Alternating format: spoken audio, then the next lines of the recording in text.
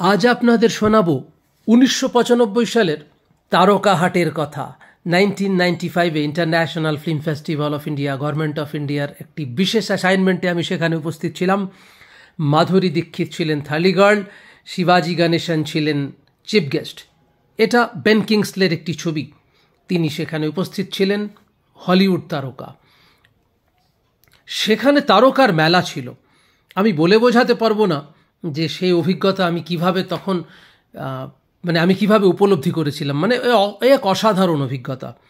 আমি আরও গল্পের মাধ্যমে বা আরও ভিডিওর মাধ্যমে সে গল্প আপনাদের সামনে আনবো। জ্যাকি শ্রফ থেকে শুরু করে, জ্যাকি শ্রফের ছেলে মহেশ ভাট থেকে পূজা ভাট, জয়া ভাদুরী থেকে, কার কথা বলবো, শ্যাম বেনেগল, ইনি KP Singh Deo, ministry of information broadcasting government of ইন্ডিয়ার তৎকালীন মন্ত্রী ছিলেন কেপি সিং দেও, ইনি চিফ মিনিস্টার ছিলেন শারদ পাওয়ার মহারাষ্ট্রের।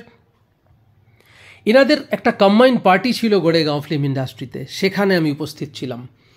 কে ছিলেন না বলুন তো সেখানে? ভূপেন হাজারিকা থেকে শুরু করে ফরিদা জালাল, নব্যেন্দু চট্টোপাধ্যায়, ডিরেক্টর নব্যেন্দু চট্টোপাধ্যায় থেকে শুরু করে ইরফান খান, হেমা মালিনী থেকে শুরু করে, কার কথা বলবো, আমি এতটা এক্সাইটেড, নাম মনে পড়ছে না। রণধীর কাপুর থেকে শুরু করে করিশ্মা কাপুর, অনুপম খের থেকে শুরু করে, আর কার নাম বলবো, কবির বেদি, পূজা বেদি, প্রচুর প্রচুর শিল্পীর হাট বসেছিল সেখানে।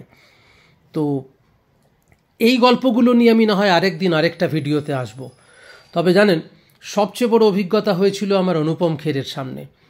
আর আরেকজনের কথা না বললেই নয়, যার ছবি আমি দেখাবো। আর তার মাঝে বলি, ইনি মালতী সাহাই। মালতী সাহাই একজন অসাধারণ ব্যক্তিত্ব, তার সান্নিধ্য পেয়েছিলাম তখন। তো শ্যাম বেনেগল সেই সময় মাম্মি বলে একটি ছবি করেছিলেন ফরিদা জালালকে নিয়ে, সে এক অসাধারণ সিনেমা। আর সবচেয়ে বড় কথা, যার পা ছুঁয়ে প্রণাম করেছিলাম আমি, তিনি হচ্ছেন গিরিশ কন্নড়, এক অসাধারণ ব্যক্তিত্ব। আপনারা আমার চ্যানেল সাবস্ক্রাইব করুন, এমন অনেক সুন্দর সুন্দর গল্প নিয়ে আমি পরবর্তীতে আসছি আপনাদের কাছে।